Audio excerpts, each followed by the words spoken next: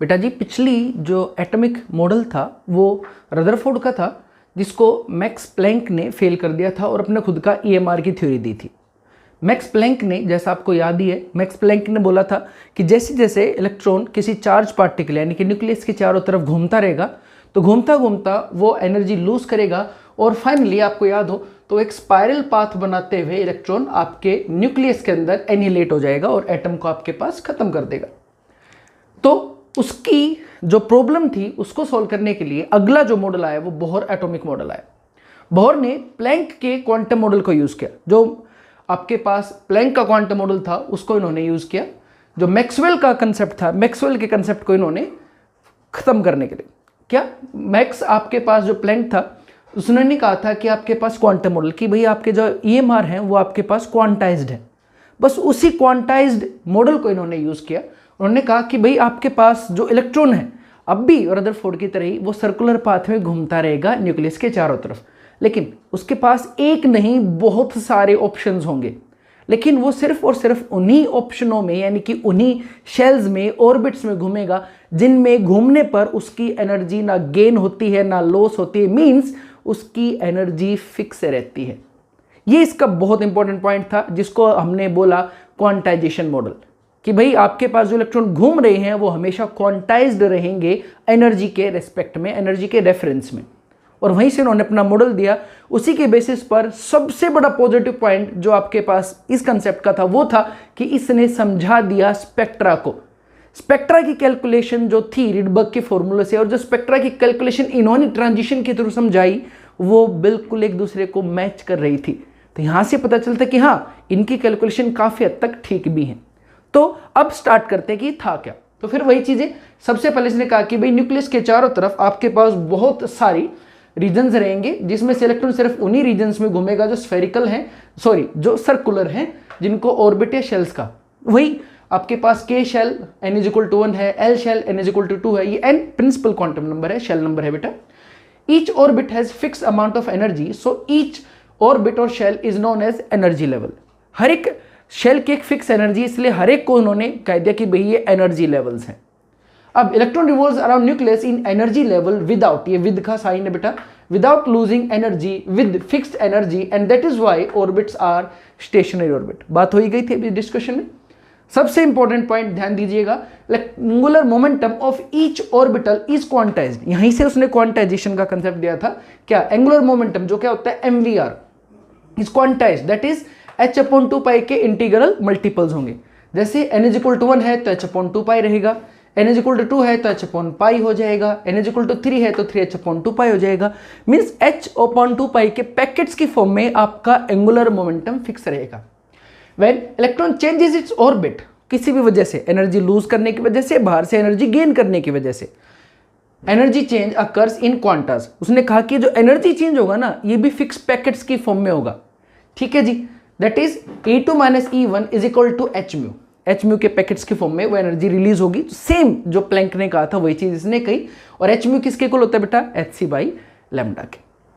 यहीं से एक बहुत इंपॉर्टेंट पॉइंट जिसने प्रूव करके बता दिया था कि भाई E2 - E1 मीनिंग आपके पास जैसे कोई भी आपके पास शेल है 1 2 3 4 5, 1 2 3 4 5 नंबरिंग दे दी बेटा। तो यहां से 2 और 1 का जो एनर्जी गैप होगा वो हमेशा 3 और 2 के एनर्जी गैप से ज्यादा रहेगा। 3 और 4 का जो एनर्जी गैप है वो हमेशा इससे कम रहेगा। कौन से से? 3 और 2 वाले से। 5 और 4 का जो एनर्जी गैप है वो हमेशा 4 और 3 वाले से कम रहेगा।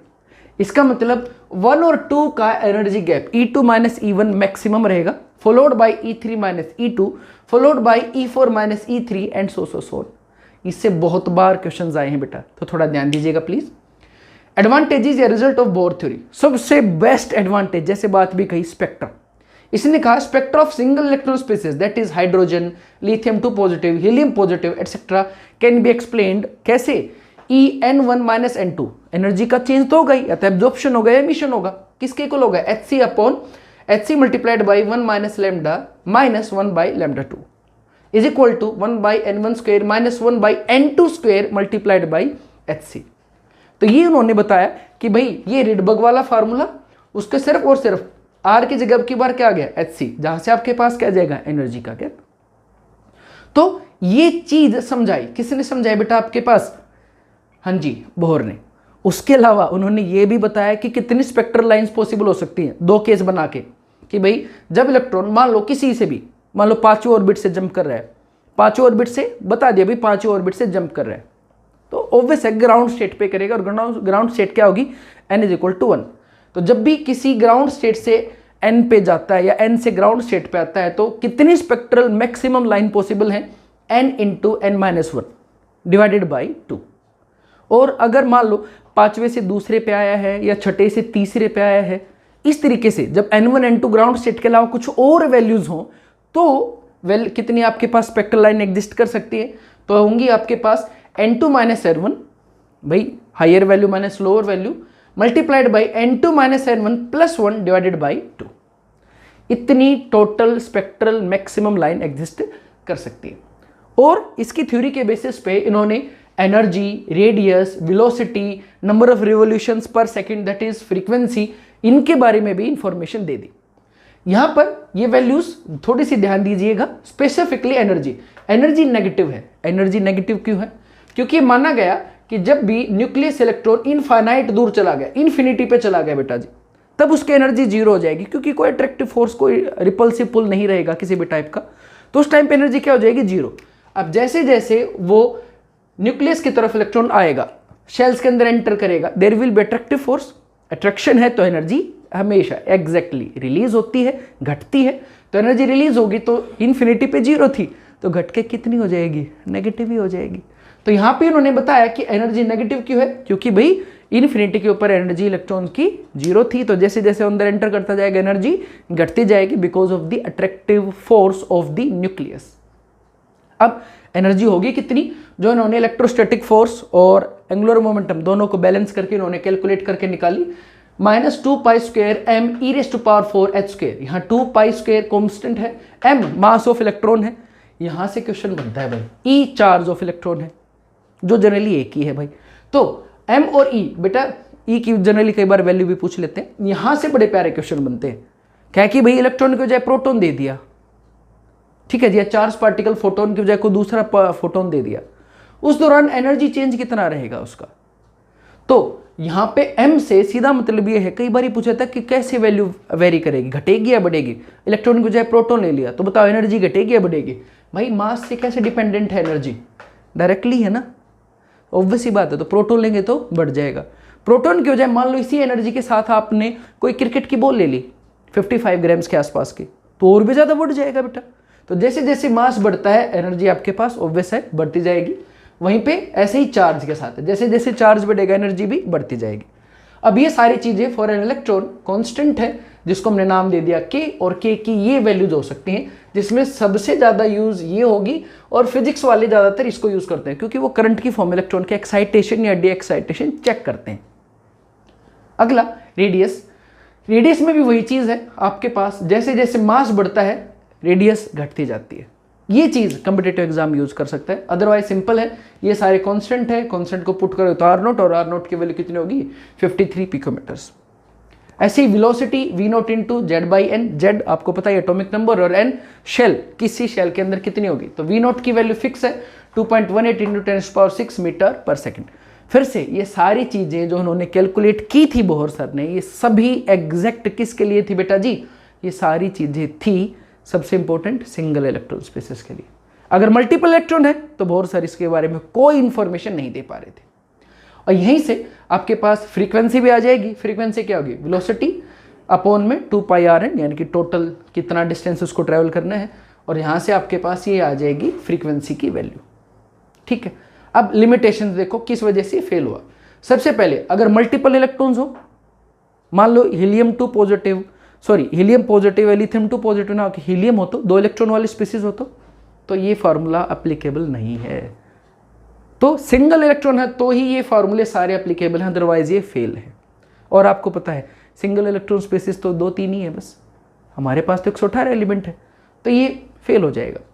आगे, can't explain Zeeman effect and Stark effect, meaning ये जो आपके पास ट्रांजिशंस की वजह से, लास्ट लेक्चर में आपने स्पेक्ट्रा पढ़ाई है, ट्रांजिशंस के कोरोस्पोंडिंग जो लाइंस आती हैं, एमिशन स्पेक्ट्रा आता है या एब्जॉर्प्शन स्पेक्ट्रा आता है ट्रांजिशन के कॉरस्पॉन्डिंग, वो स्पेक्ट्रल लाइन जो है आपके पास, उन स्पेक्ट्रल लाइन को अगर आप मैग्नेटिक फील्ड में पुट करो, अब आपको समझ में आ गया कि स्पेक्ट्रल लाइन का जो ग्राफ था, उस ग्राफ को यानी कि उस चीज़ को जिसके अंदर आप ट्रांजिशन करा रहे थे जिस भी मैटर में, अगर आप उसको पुट करते हैं मैग्नेटिक फील्ड के अंदर, तो आप ऑब्जर्व करेंगे कि वो जो स्पेक्ट्रल लाइन है, जो बेसिकली मान लो ऐसी कोई स्पेक्ट्रल लाइन आई, आप चेक करोगे उसके कॉरस्पॉन्डिंग एक दो छोटी छोटी स्पेक्ट्रल लाइन और आ गई हैं। कब? जब उसको मैग्नेटिक फील्ड में पुट किया। इस इफेक्ट को नाम दिया गया जीमन इफेक्ट, जिसके बारे में बोहर सर के मॉडल में कोई इंफॉर्मेशन नहीं थी। फर्दर स्टार्क इफेक्ट में भी आपका बोहर मॉडल फेल हो गया। कैसे? ये जो मेन ट्रांजिशन लाइन थी उसको इलेक्ट्रिक फील्ड में रखने पे भी ऐसे ही छोटी छोटी लाइनें आ रही थी। क्यों आ रही हैं भाई? फिर से कोई इंफॉर्मेशन नहीं दे पाए बोहर मॉडल और ये फिर से फेल हो गया। ऑल्सो बॉन्डिंग कैसे हो रही है, क्यों हो रही है, क्या शेप आएंगी, उसके बारे में भी कुछ नहीं बता पाने की वजह से आपके पास ये मॉडल फेल हो गया था। पार्टिकल नेचर यानी कि डी ब्रोगली और हिंसबर्ग अनसर्टेनिटी प्रिंसिपल के बारे में भी नहीं बताया, तो ये उसकी कमियां थी बेटा जी। अब इसका न्यूमेरिकल एस्पेक्ट बेटा, जितने भी फॉर्मूले भी देखे थे, जैसे बिल्कुल आसान क्वेश्चन से शुरू करते हैं। Calculate frequency and wavelength of photon emitted during transition from 5th level to 2nd level. सीधा है, तो अभी भी आपने फॉर्मूला तो देखा था, क्या था? -k इंटू Z²/n², एनर्जी का सीधा सीधा था। अब Z की वैल्यू भाई कुछ नहीं है, तो ऑब्वियस बात है हाइड्रोजन है। कहाँ से? 5th से लेके और 2nd तक। तो अभी बात हुई थी कि जो भी आपके ट्रांजिशन है उसके कॉरस्पॉन्डिंग जो भी एनर्जी चेंज आएगा उसी से ही आपके पास क्या निकलाएगी? वेवलेंथ भी और फ्रीक्वेंसी भी। तो डायरेक्ट वही है, डेल्टा ई किसके इक्वल हो जाएगा? h mu. यहाँ से आपके पास डेल्टा ई बाई एच करके म्यू आ जाएगी, और ऐसे delta E is equal to H C by lambda. Lambda क्या हो जाएगा बेटा? डेल्टा ई को आप इधर ले आना, और डेल्टा ई कैसे आएगा? E5 माइनस से E2। वो तो आसान है भाई। कैसे? E5 में वैल्यू कितने आ जाएगी आपके पास? -k इंटू में Z 1 का स्क्वायर अपॉन में 5 का स्क्वायर, और E1 में क्या आ जाएगी या 2 में क्या आ जाएगी बेटा आपके पास? -k इंटू 1 स्क्वायर अपॉन में 2 स्क्वायर। डायरेक्ट क्वेश्चन है बेटा आपके पास। k की वैल्यू को आखिरी तक यूज ना करें क्योंकि सेम ही रहेगी बेटा। लास्ट में जब आपका क्वेश्चन सोल्व हो जाता है तब इसको लास्ट में कैलकुलेट करके सोल्व कर दे। ये जो भी डिफरेंस आएगा उसी से आपके पास म्यू आ जाएगी और इसी से आपके पास लेमडा। बिल्कुल सिंपल क्वेश्चन था, और भी सिंपल, बिल्कुल direct formula based. Calculate energy associate with first orbit of He positive. अब की बार Z की वैल्यू बदलेगी भाई, He है तो Z की वैल्यू 2 हो जाएगी। Also radius of this orbit, आपको क्या क्या बतानी बेटा? एनर्जी बतानी है। तो सीधी बात है, एनर्जी का फॉर्मूला ये रहा, रेडियस का फॉर्मूला ये रहा। कैलकुलेशंस आपके लिए छोड़ी हैं, डायरेक्ट फॉर्मूला बेस्ड क्वेश्चन है। अगला, energy associate with first orbit in hydrogen atom is this. Data given है। Calculate energy and radius of 5th orbit. अब यहां से क्या चाह रहा है? ये चाह रहा है कि अब आप k की वैल्यू को रटो भी मत। पिछले क्वेश्चनों में आपको R0 या k जो भी वैल्यूज थी वो याद करनी थी, पुट करनी थी। और कौन सी पुट करोगे भाई? SI unit, that is joule per atom. ठीक है जी। लेकिन यहाँ पे कह रहा है भाई मत रटो, मैं खुद बता रहा हूँ, इतनी वैल्यू है भाई एसोसिएटेड जो भी रहेगी आपके पास, सॉरी ऊपर वाले में। ठीक है, इतनी एनर्जी है जो आपके पास एसोसिएटेड है। तो यहाँ से क्या आ जाएगी? फर्स्ट ऑर्बिट में। अब ये फॉर्मूला है, इस फॉर्मूले में पुट करोगे तो यहाँ से आपके पास क्या आ जाएगी? फॉर्मूला क्या है? E1 is equal to -k into 1 का स्क्वायर अपॉन में 1 का स्क्वायर। यहाँ से k की वैल्यू आ जाएगी क्योंकि फर्स्ट ऑर्बिट है तो n की वैल्यू भी 1 और Z हाइड्रोजन है तो Z की वैल्यू भी 1। तो k भी याद नहीं रखना भाई इस क्वेश्चन में। तो यहाँ से आपके पास अब k की वैल्यू आ जाएगी। k की वैल्यू आ गई तो इसी फार्मूले में पुट कर देना भाई। यहाँ पे n स्क्वायर तो सॉरी Z स्क्वायर तो 1 ही रहेगा, n स्क्वायर क्या हो जाएगा? 5 का स्क्वायर। वहाँ से आपके पास एनर्जी आ जाएगी। और रेडियस वाले फार्मूले में हाँ R0 आपको याद रखनी पड़ेगी, 52.9 पिकोमीटर या 53 पिकोमीटर पुट कर देना, आंसर आ जाएगा। ठीक है जी, डायरेक्ट फार्मूला बेस्ड है। डिट्टो सेम, ऊपर वाले जैसा ही ये सेम, प्रैक्टिस पर्पस के लिए। अगर ये समझ में आ गया तो अगला ऐसे ही बिल्कुल सेम हो जाएगा। लेकिन अगले में एक नई चीज है आपके पास जो थोड़ी सी देखनी है। अब की बार फिर से एनर्जी एसोसिएटेड बता दी हाइड्रोजन के लिए, Z की वैल्यू नहीं पुट की क्योंकि हाइड्रोजन में Z 1 होता है बेटा। Calculate wavelength of light required to remove an electron from 3rd orbit of He positive ion. ठीक है जी, कह रहा है भाई आपके He पॉजिटिव आयन के रिगार्डिंग आपके पास वेवलेंथ बताओ। रिमूव करना है भाई, एक होता है ट्रांजिशन, एक होता है रिमूवल। रिमूवल मतलब उसको आपको जो भी उसकी स्टेट है, मान लो आपके पास ये न्यूक्लियस है, ये आपके पास थर्ड स्टेट में है, ठीक है, उसको थर्ड ऑर्बिट से रिमूव करने का मतलब उसको लेके जाना है इन्फिनिटी पे। इन्फिनिटी मतलब आयनाइजेशन। पहले भी बात हुई है, नहीं तो अब हो ही रही है कि रिमूवल का मतलब, आयनाइजेशन का मतलब होता है किसी पर्टिकुलर शेल से डायरेक्ट कहाँ लेके जाना, इन्फिनिटी पे। और इन्फिनिटी की वैल्यू क्या रहेगी, 0। तो यहाँ से बस यही है कि energy required to remove an electron is known as ionization energy. And ionization energy कौन सी है, जो किसी भी पर्टिकुलर शेल से इन्फिनिटी तक ले जाने के लिए जरूरत पड़ेगी। तो delta E change in energy क्या हो जाएगा, फाइनल माइनस इनिशियल। फाइनल ई इन्फिनिटी, क्यों, क्योंकि एन की वैल्यू क्या है भाई, इनफाइनाइट। इनफाइनाइट का स्क्वायर जब किसी में भी डिनोमिनेटर में आएगा तो वैल्यू इनफाइनाइट हो जाएगी, और सॉरी डिनोमिनेटर में आएगा तो वैल्यू आपके पास 0 हो जाएगी, और न्यूमिनेटर में आएगा तो इनफाइनाइट। तो यहाँ पे कहाँ है, डिनोमिनेटर में है, तो वैल्यू क्या हो जाएगी आपके पास 0 माइनस E3। डायरेक्ट फार्मूला है ही, वैल्यू पुट करो आंसर आ जाएगा, क्वेश्चन खत्म। तो अब वेवलेंथ पूछ रखी है, वेवलेंथ ऊपर वाले क्वेश्चन में था ही, तो बिल्कुल डिट्टो सेम वैसे ही जैसे ऊपर हुए उनका डायरेक्ट, बस इसमें एक नई चीज आयनाइजेशन एनर्जी। अब सारे क्वेश्चन इसी पे डिपेंडेंट है सारे। Radius of fourth Bohr orbit is इतनी, calculate velocity of electron in this orbit. Velocity पूछ रहा है, बोहर क्वांटम मॉडल जो इसके नाम से जाना जाता है, यहाँ पे वही यूज करना है। अननेसेसरी बेफालतू में लंबी लंबी कैलकुलेशन की जरूरत ही नहीं है। क्यों, इलेक्ट्रॉन का मास आपको पता है, नहीं पता है तो कई बार क्वेश्चनों में दिया मिलेगा 9.1 इंटू 10⁻³ kg। तो सीधा formula mvr, mass into velocity into radius is equal 10h/2π। h constant है, 2π कांस्टेंट है, n की वैल्यू फोर्थ ऑर्बिट है तो 4 हो जाएगी, m की वैल्यू पता है, v निकालनी है, r गिवन है। सीधा क्वेश्चन है भाई, डायरेक्ट वैल्यू पुट करो आंसर आ जाएगा। तो थोड़ा प्यारा क्वेश्चन था, इस टाइप के क्वेश्चन कई बार आते हैं। तो mvr is equal to NH/2π, ये सिर्फ समझाने के लिए नहीं, फॉर्मूलों से भी रिलेटेड है, इससे क्वेश्चन न्यूमेरिकल्स भी आ सकते हैं, इसलिए इसका एक क्वेश्चन दिया है।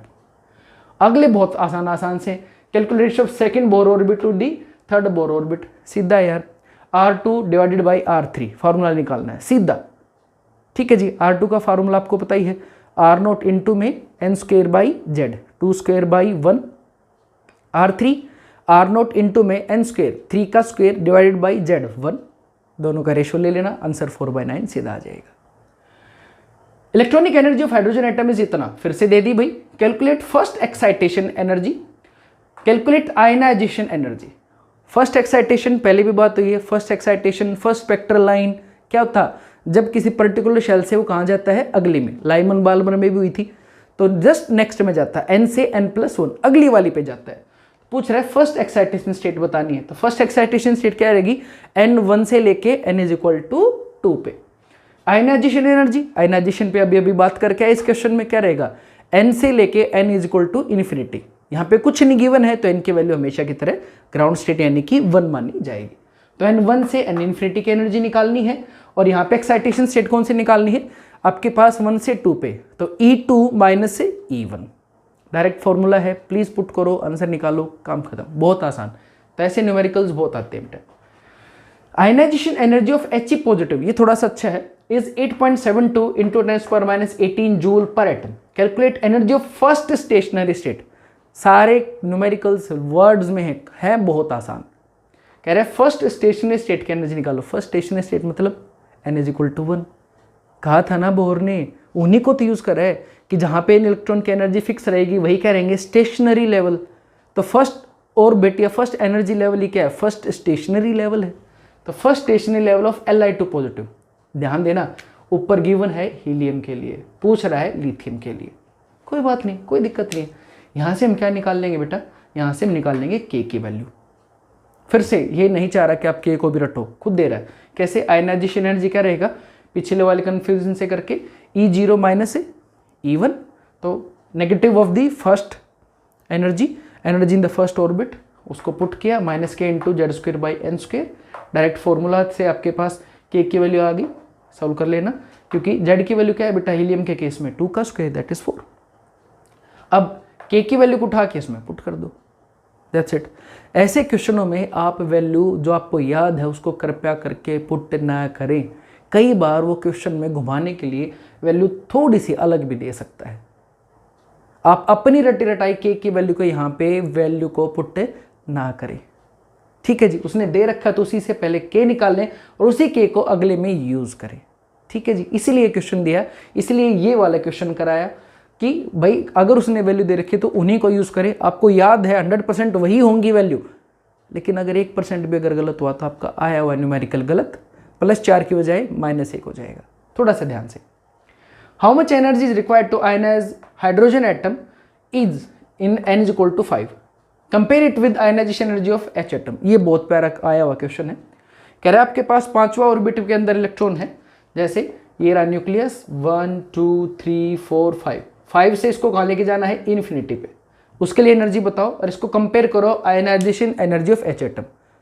तो आयनाइजेशन क्या होता है, फर्स्ट से इन्फिनिटी पे, अगर कुछ ना गिवन हो तो, और किसके साथ कंपेयर करना है, 5वें वाले के साथ। तो भाई E5 टू इन्फिनिटी क्या हो जाएगा, 0 - E5, और नॉर्मली क्या होगा, IE क्या रहेगा, -E1। दोनों को कंपेयर करना, Z²/n², सीधा कुछ भी नहीं, सब कुछ कट जाना है, और आंसर आएगा IE5 divided by IE1 is equal to 1/25। Meaning, इसका मीनिंग बहुत इंपॉर्टेंट है भाई।